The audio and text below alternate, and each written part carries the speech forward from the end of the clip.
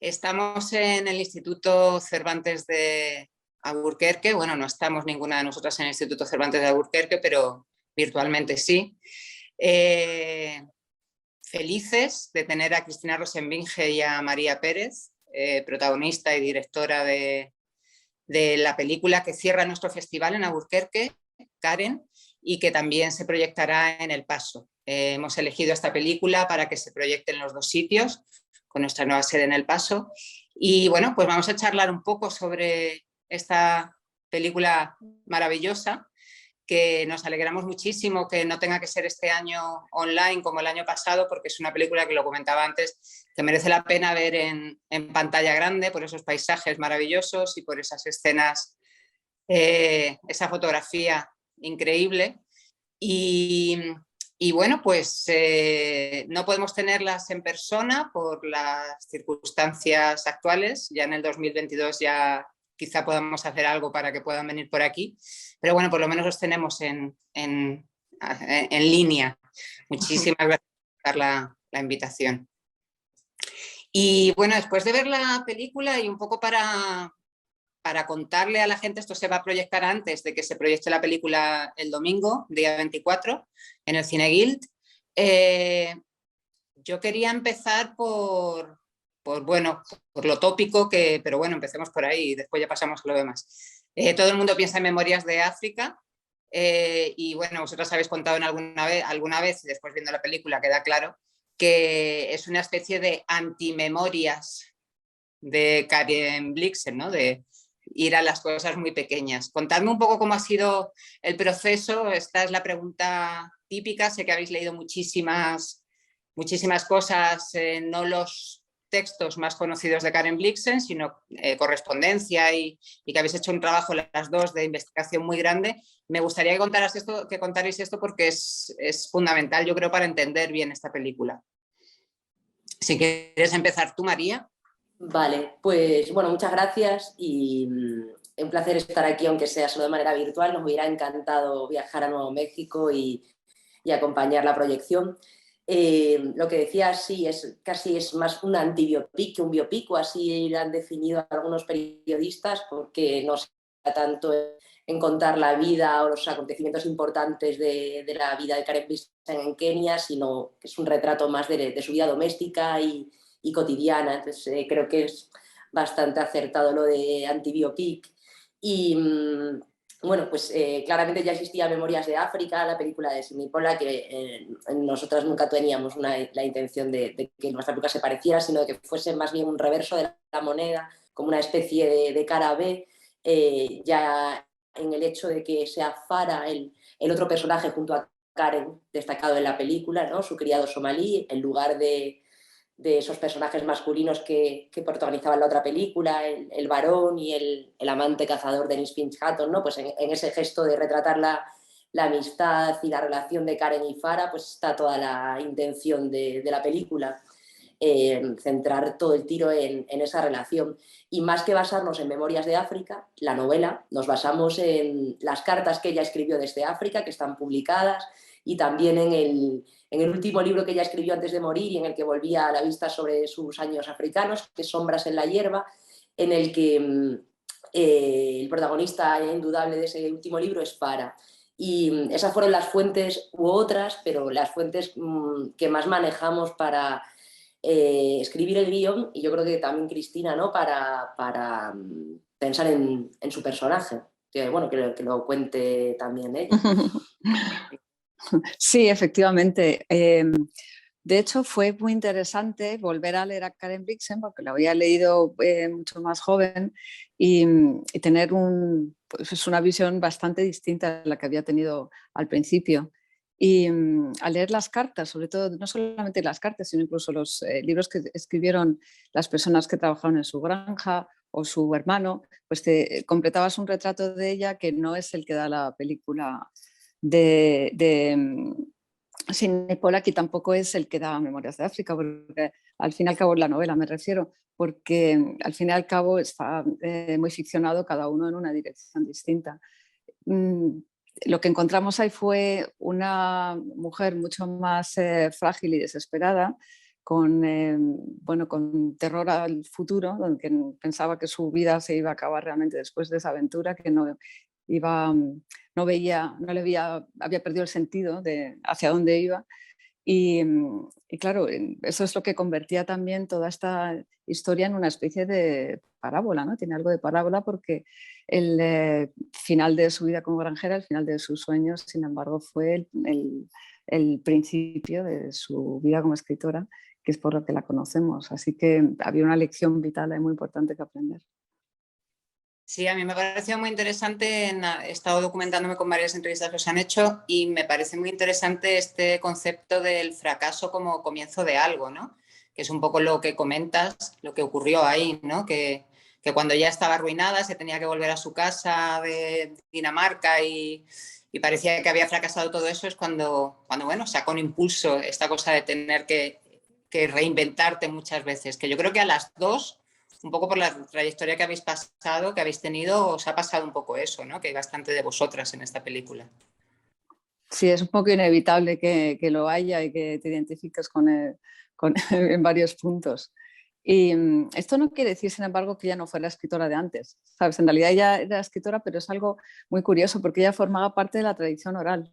Escribía, más que escribir historias, inventaba historias y las repetía oralmente una y otra vez hasta perfeccionarlas. Y lo que hizo realmente en su primer libro de cuentos fue pues, ponerlas por escrito. Y fue en su segundo libro, ya que es autoficción, algo tan moderno como la autoficción, donde consiguió hacerse famosa mundialmente, ¿no? Pero digamos que el germen de la escritora siempre estuvo ahí. Uh-huh. Lo que dices del fracaso es una idea que guía toda la película junto con la idea de destino, que están muy relacionadas. Cómo un fracaso te lleva a encontrar tu verdadero destino, en este caso la literatura. Y luego también, bueno, a mí hay algo que también me gusta ver la película como un melodrama. Tiene muchos elementos de película melodramática en la que el personaje ya está desde el inicio abocado a un fracaso, ¿no? No es tanto si ese personaje va a lograr salvarse, sino cómo habita ese fracaso y ese destino que le ha tocado. La película está plagada de detalles muy melodramáticos, ¿no? El fuego, las cartas, las fotografías familiares, la música de la propia Cristina Rosenbinge, ¿no? Y bueno, creo que podría entenderse esta película como una película melodramática en ese sentido. Y bueno, la película yo creo que tiene esta cosa fundamental de hablar de las cosas muy pequeñas, de que en el fondo parezca que no pasa nada cuando está pasando muchísimo de fondo esa relación cómplice y muy de igual a igual entre Farah y Karen. Y después habla de una cosa muy grande, ¿no? De estas grandes cosas de mayúsculas, que es el colonialismo.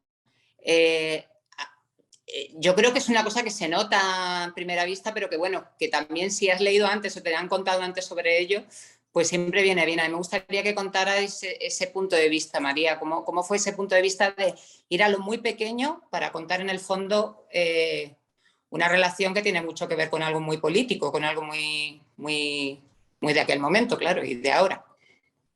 Sí, pues tuvo que ver con esta idea de ir llevando la película hacia solo esa relación y nada más. Hubo otros personajes que habitaron el guión, hubo otras versiones, otras ideas anteriores, nunca muy pobladas, pero sí en las que aparecían otros personajes, también otros de los trabajadores de la granja de Karen, y poco a poco nos fuimos dando cuenta, sobre todo gracias a la inspiración que nos dio de Sombras en la hierba, de que en esa relación de Farah y Karen estaba concentrada toda la historia de Karen con sus trabajadores, de Karen en ese territorio. Ambos son extranjeros en tierra extraña, en situaciones muy diferentes. Ella claramente como patrona y él como criado, pero los dos son extranjeros en tierra extraña, se necesitan mutuamente. Karen le necesita para todo en su vida allí, porque no maneja el idioma, ni los tratos, ni las costumbres, tiene que, digamos, guiarse a través de él y tener esa confianza. Y a ver, nosotras hablábamos mucho de esto y leímos mucho al respecto, ¿no? Porque está claro que es una situación, o sea, no queríamos hacer una película explícitamente crítica con el colonialismo, en la que el discurso, porque el personaje de Karen es el personaje protagonista y a través de sus ojos vemos la película, ¿no? Pero sí que sí que hay escenas en las que creo que queda bastante patente en nuestro punto de vista, como la escena de los pagos a los kikuyu, ¿no? Del pago de sueldos, de las discusiones que surgen entre ellos, o la desconfianza que puede haber en algunos momentos, o bueno, también en otros detalles que tampoco quiero desvelar, ¿no? Pero cuando él le mea las flores, ¿no? Hay un montón de cosas en la película que ahondan en esa relación colonial, profundamente desigual, pero también creo que lo diferente que hicimos fue poner el foco en algo más difícil, que era lo que podía unirles más que lo que podía separarles, ¿no?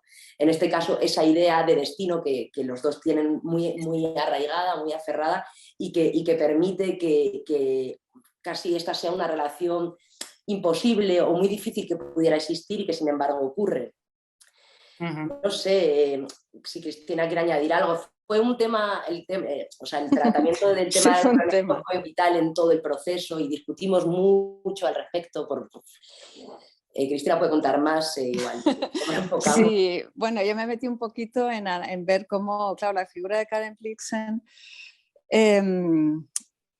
es controvertida, digamos, ¿no? Desde un punto de vista actual, porque por un lado es verdad que dentro de los colonos que fueron a Kenia en esta época, comparada con los colonos ingleses, su punto de vista era mucho más moderno porque demostraba no tener ese racismo tan arraigado de los ingleses. Esto se demuestra, por ejemplo, que está muy empeñada en crear que sus trabajadores, que los niños aprendieran a leer y que todos aprendieran a leer y que también en darles una vida digna y una vivienda digna, es decir, no les veía como seres humanos inferiores.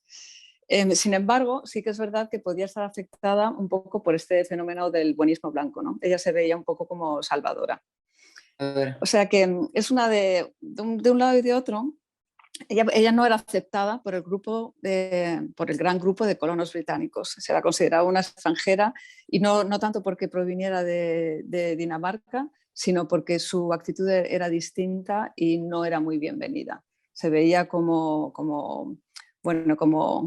algo que podía causar desórdenes, digamos, ¿no? Había una diferencia en cómo trataba ella a sus trabajadores y cómo lo hacían los demás. Y por esto fue muy criticada. Y sin embargo, claro, Out of Africa, si tú ahora escuchas las opiniones de escritores africanos hablando de ese libro, ¿no? En este caso, por ejemplo, no voy a decir bien el nombre, pero es algo así como Ngugi wa Thiong'o, escritor de Kenia, él considera que ese libro es absolutamente racista porque compara a los indígenas con los animales. Claro, esto también en un punto de vista actual podrías decir, un animalista diría, bueno, es que esto no es tan malo, ¿sabes? Pero bueno, tal como lo ve él, siempre te resulta insufrible su posición, su superioridad moral a la hora de juzgar. Porque realmente el libro, Memorias de África, realmente la historia de amor es una parte muy pequeña, ¿sabes? Aunque la película se agrandó, en el libro es una parte muy pequeña. Hay una parte muy grande y muy importante que es casi ensayo antropológico. Ella se dedica a observar cómo son, lo que hacen, por qué hacen las cosas y le resulta absolutamente fascinante. Y cuando ella se tiene que ir, lo hace con el corazón roto porque ha conectado con su tribu de una manera radical y no se puede imaginar viviendo sin ellos, ¿no? Así que es un asunto cuanto menos controvertido en el que yo he ido pasando por diferentes fases. Y era muy difícil meter todo esto, por supuesto, en una película tan sencilla, pero sí que quería que estuviera detrás, pues a la hora de pensar cómo tenía que mirar a Farah, ¿no? Y al final llegué a la conclusión de que ella, con Farah en concreto, porque además hay esto que se hacían clases, ¿no? Dentro de los grupos indígenas, pues se veía, sí, a Farah se le veía por encima, ¿no? Pues entonces a él le veía como un príncipe y le veía como un igual. Y se veía como en ciertos momentos también le veía a él por encima de ciertos temas. Es decir, que era una relación muy parecida, o sea, de camaradería, a pesar de estar forzada por una cosa tan desigual y una premisa tan injusta como el hecho de que ella podía tener una granja en África porque ningún negro podía comprar esas tierras. Es decir, que esa era la premisa de su situación, por eso pudo permitirse ese lujo, ¿no? Pero yo creo que lo solucionáis muy bien, o sea, que se ve muy bien en lo... Tú lo comentas en esas miradas, al final es que tampoco tenéis mucho material para poder hacerlo, pero yo creo que es lo bueno, o sea, que es el gran mérito de la película, ¿no? Esa cosa tan quizás esos sentimientos tan reprimidos, ¿no? Que bueno, que en el fondo es muy danés. Es muy danés, te aseguro. Entonces yo creo que es esa cosa que es como muy de Bergman y estas miradas y todo jugando con esto, yo creo que es uno de los grandes aciertos de esta película, en la que estáis una danesa y una cacereña. Sí. Y un americano de las Islas Vírgenes también, que también. Bueno, hubo un momento que de hecho que María nos pidió que hiciéramos esos diálogos en inglés a ver cómo sería en el idioma original de la historia. Y al final, bueno, María dijo, bueno, mira, vamos a rodar en Extremadura, esto es una historia universal y se hace en español, chimpón. Y me parece estupendo, porque al fin y al cabo de lo que hablas de gente viviendo fuera de su tierra, ¿no? O sea, que más que nosotros dos extranjeros en España hablando español como claro, nativos. Yo eso lo veo, vamos, lo vi como uno de los grandes fundamentos de esto. Y después hay una cosa que a mí me llama la atención, que he visto alguna crítica en la que se critica que sea una película corta, y a mí me parece maravilloso. O sea, y además he visto que tampoco se ha comentado mucho. Es que no hace falta que sea más larga, ¿no? O sea, yo he visto en algunos sitios, no, es que debería ser más larga. ¿Para qué? O sea, es que lo que está contando creo que lo cuenta en el tiempo exacto. ¿Esto fue algo que decidido de antemano o fue un poco según estabais haciendo, ahí va a decir la mezcla final? No pueden... Bueno, a ver, hay un poco de todo. A mí la duración me gusta, es una duración que me suele gustar y me parece que una película como esta, que digamos que tiene planos bastante largos, que es una película que observa y que contempla más retrato que relato, llevar al aburrimiento supremo al espectador no me parece bien. Pero es verdad que bueno, esta película es un poco un milagro que exista por muchas razones. La rodamos en tan solo 10 días, en unas condiciones muy difíciles. La rodamos en 16 milímetros, un poco a la antigua usanza y echando el resto para poder sacarla adelante. Y eso marcó también profundamente muchas cosas, ¿no? Todos los condicionamientos y también el final que tiene la película, sin desvelar mucho, pero ese final más cercano al cine documental, ocupaba un lugar mayor en un primer momento, sobre papel. Estaba pensado para ser mayor y fue ya en el montaje donde decidimos que solo necesitábamos entrar en el momento contemporáneo al final de la película, ¿no? Para cerrar la película y solo precisamente en lo que enseñamos. Y bueno, todos esos condicionantes hicieron que la película fuera un poco más corta de lo que iba a ser, pero nunca iba a ser mucho más larga en todo caso. O sea que bueno, que siempre fue un retrato pequeño y sencillo y no épico de la vida de Karen en Kenia. Pues yo creo que con esto, para los que se vayan a acercar a la película, más o menos podemos tener, pero contadme un poco qué planes futuros tenéis. María, tú, bueno, hiciste este documental que a mí me encantó de Fluxus, Malpartida, me pareció interesantísimo. No sé si vas a seguir es tu primer largometraje, pero no sé si vas a seguir con largos, si tienes pensado algún corto, un documental, ¿qué tienes pensado? O nada, tirarte a la Barcelona. No, sí, no, ya parar es difícil. Bueno, sí que estoy más en el camino de la ficción. Con Karen he disfrutado mucho del ejercicio puro de la ficción y me he ido alejando un poco más del documental, aunque siempre queda algo y creo que eso se nota en el trabajo que hago. Y bueno, lo último en lo que estoy trabajando, que lo he rodado este verano, es un trabajo colectivo en el que cuatro cineastas revisamos el trabajo de 4 escritoras. El mío es sobre Cristina Morales y su libro Introducción a Teresa de Jesús, y es un breve retrato de un episodio de infancia de Santa Teresa, con sus primos en Ávila jugando a los mártires. Y bueno, así estamos en montaje y bueno, pues yo creo que prontito se podrá ver. Y bueno, y luego preparando también otra ficción más larga, pero bueno, que eso va despacito y yo creo que aún tardará en estar maduro. Bueno, qué buena pinta tiene lo de Santa Teresa. Sí, la verdad que sí.